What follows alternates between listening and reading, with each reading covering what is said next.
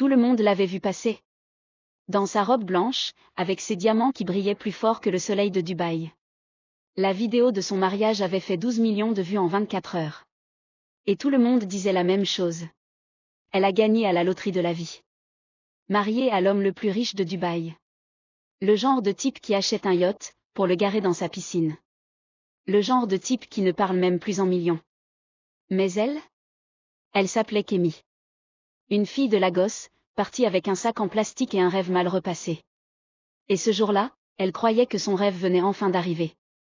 Ce qu'elle ne savait pas, c'est qu'elle venait de signer pour la cage la plus dorée du monde. Et que son mari n'avait rien d'un prince charmant. Du moins, pas la nuit. Le lendemain du mariage, Kémy s'était réveillée dans un lit si grand qu'elle aurait eu besoin d'un GPS pour en sortir. Des draps en soie. Une vue sur la mer. Et une bague à son doigt qui valait plus que tout son quartier d'enfance. Mais son mari, lui, avait disparu. Pas un mot. Pas un mot doux. Pas même un petit déjeuner. Juste un mot laissé sur la table. Je travaille la nuit. Ne m'attends pas. Signé d'une écriture parfaite, comme une signature bancaire. Au début, elle avait trouvé ça mystérieux. Sexy, même. Mais les nuits passaient. Et chaque soir, la même chose. Il rentrait à l'aube, parfois avec une odeur étrange. Un mélange de parfum de luxe et de métal froid. Et puis, il y avait cette porte. Tout au fond du couloir. Toujours fermée. Même les femmes de ménage ne s'en approchaient pas. Un soir, elle avait demandé à la cuisinière. Il y a quoi derrière cette porte? Et la vieille dame lui avait juste répondu, en baissant les yeux. Rien que madame ne devrait voir. C'est là que Kémy avait compris. Son mariage, c'était pas une histoire d'amour. C'était un contrat. Et dans ce contrat, il y avait des clauses qu'on ne lit jamais à haute voix. Kémy avait tout, des accords de prix, des dîners privés avec des princes, des stories Instagram qui faisaient baver la moitié du continent. Mais dans ses yeux, il y avait toujours cette porte. Cette porte fermée à clé, au fond du couloir. Une nuit, elle décida de ne pas dormir. Elle attendit. Sans bouger. Dans sa robe de soie. 2 heures du matin. Silence. 3 heures, rien. Puis, à 3h47 exactement, un bruit. Léger. Un clic. La porte. Elle venait de s'ouvrir. Toute seule? Non. Quelqu'un était entré. Kémy retint son souffle. Et là, elle le vit. Son mari. Mais ce n'était pas le même homme que celui des photos de mariage. Il portait une tenue noire, moulante, sans logo. Un masque sur la moitié du visage. Et dans sa main, un sac. Pas un sac de luxe. Un sac, qui goûtait. Elle recula, trébucha légèrement. Il se retourna, la vit. Un court instant. Et pour la première fois, il parla avec une voix glaciale.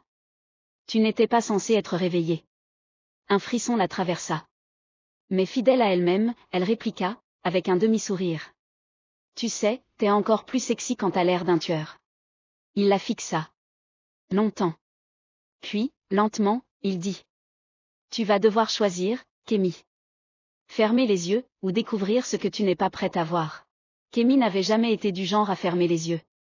Sauf pour bronzer, ou pour ignorer les haters. Mais là, c'était différent. Son mari se tenait devant elle. Calme. Maîtrisé. Mais avec un sac qui suintait quelque chose qui n'avait rien à voir avec le champagne. Et cette phrase. Tu vas devoir choisir. Elle aurait pu hurler. Courir. Appeler sa mère. Mais elle fit ce que personne ne fait dans les films. Elle dit simplement. Ok. Montre-moi. Un silence. Puis il tourna les talons, sans répondre. Il descendit l'escalier, d'un pas lent. Kémy le suivit. Pieds nus, cœur qui cognait contre sa cage thoracique comme une alarme de Bentley volée. Ils traversèrent un couloir. Long, blanc, presque irréel. Puis, une porte métallique. Il tapa un code. Bip. Bip. Bip. Clac. Derrière, un ascenseur. Pas un ascenseur normal. Un truc de bunker. Froid. Humide. Avec une caméra dans chaque coin. Elle entra. Il entra. La porte se referma. Kémy tenta un trait d'humour. J'espère qu'on va pas chez ta maîtresse. Il ne rit pas. L'ascenseur descendit. Longtemps. Quand la porte s'ouvrit, ce n'était plus Dubaï. C'était un autre monde. Un sous-sol immense. Silencieux.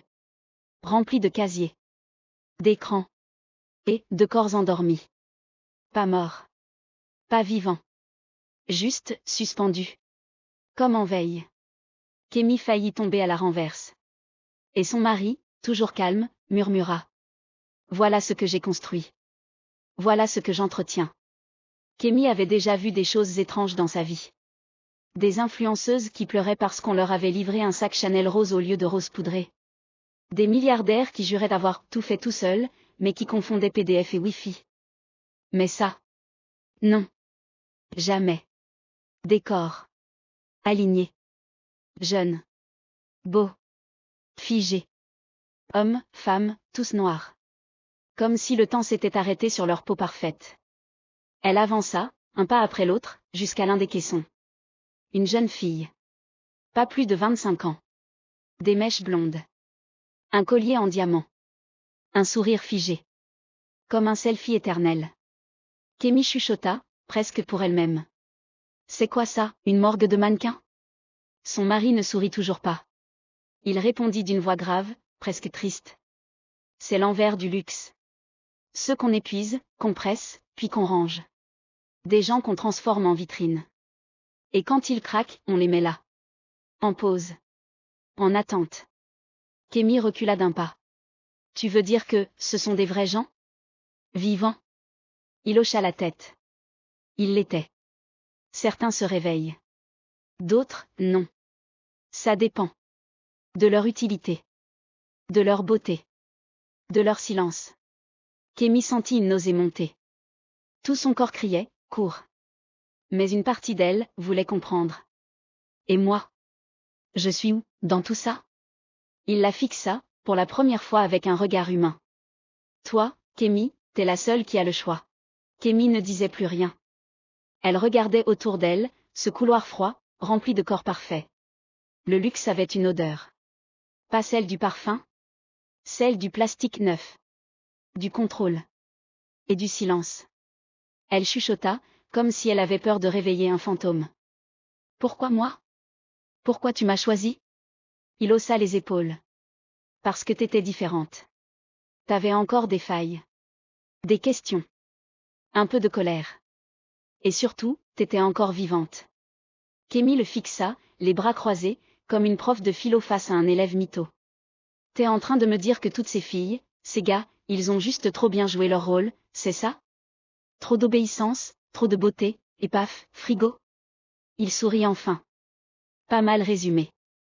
Ici, on récompense ceux qui brillent, en silence. Et quand ça déborde? On nettoie. Kémy s'approcha d'un autre caisson. Une femme. La peau noire comme la nuit. Les yeux fermés. Elle portait une robe qu'on aurait cru voler à un tapis rouge. Kémy toucha doucement la vitre. Elle, je la connais. C'est Mariama. Elle faisait 3 millions de vues par story. Elle a disparu il y a 1 an. Un silence. Puis il dit, doucement. Elle a voulu dire non. Une fois. Une seule. Ça suffit parfois. Kémy se retourna brusquement. Et moi, j'ai dit non aussi. Alors pourquoi je suis encore debout?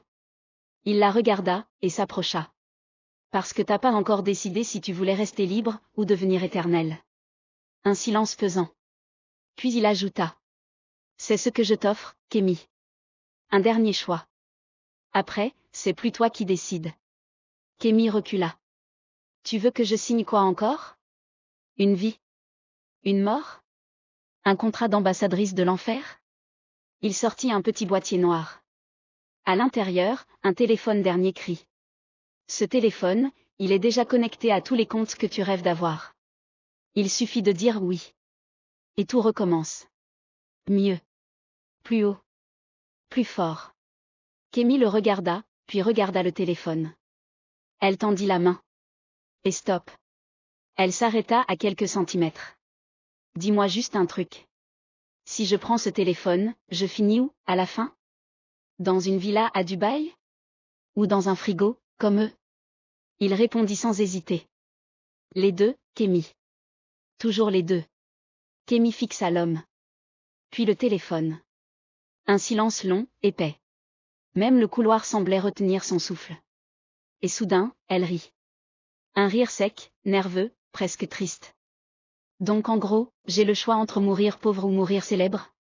Il haussa un sourcil. T'as pas compris. Personne meurt ici. Pas tout de suite. On recycle. On restaure. On relook. On t'habille de filtre jusqu'à ce que t'oublies ta peau. Kémy s'avança, plus près, les yeux plantés dans les siens. Et toi? T'es quoi dans ce système? Un agent du diable? Un coach digital? Un fossoyeur de likes? Un sourire. Je suis juste le livreur. Je propose. Vous disposez. Elle soupira. Ok. Propose alors. Dis-moi à quoi ressemble ma vie si je dis oui. Il sortit un petit casque de réalité virtuelle, et le posa délicatement sur ses mains. Mais ça. Je vais te montrer. Elle hésita. Puis elle le mit. Noir. Puis, lumière. Un yacht. Des applaudissements. Des flashs. Des cris. Des langues qu'elle ne comprenait pas, mais qui hurlaient son nom. Des articles, des plateaux télé, des millions sur son compte. Des femmes qui voulaient lui ressembler. Des hommes qui voulaient l'acheter. Et elle souriait. À chaque image. Mais dans ses yeux, un vide glacé. Comme si sa peau brillait, mais que son âme, elle, portait un voile noir. La simulation s'arrêta. Elle retira le casque. Lentement. C'était moi, ça? Il hocha la tête. Une version de toi. Celle qui dit oui. Elle le fixa. Puis, dans un souffle. Et si je dis non? Il sourit. Alors tu sors d'ici. Sans rien. Ni followers. Ni compte. Ni trace. Et tu vis. Vraiment. Mais personne te regarde. Personne t'applaudit. Un nouveau silence. Plus lourd que tous les autres. Elle baissa les yeux sur le téléphone. Son doigt tremblait. Il approchait de l'écran. Et soudain, écran noir. Un écran noir. Puis, un bip. Le téléphone s'est rallumé. Mais cette fois, ce n'est plus Kémy qui le tient. C'est un autre décor. Une autre femme. Une autre époque? On ne sait pas. Mais le logo est là. Le même. En bas à droite. Un serpent doré. La caméra recule. On découvre une salle immense. Ultra moderne. Des dizaines de jeunes femmes assises devant des miroirs, en train de répéter des phrases. Hey mes amours. Coucou mes petites pépites. Vous êtes prêtes pour la surprise? Des rires. Des filtres. Des regards morts derrière des paillettes. Et là, au fond, une silhouette. Kémy. Ou peut-être pas. Son visage a changé. Plus froid. Plus sûr. Trop parfait pour être vrai. Elle regarde la caméra. Et murmure. On croit qu'on signe un contrat. Mais en fait, on signe une disparition. Coupe nette. Écran noir. Un dernier texte s'affiche, lentement. Le luxe est une cage. Mais certains oiseaux apprennent à chanter entre les barreaux. Fin.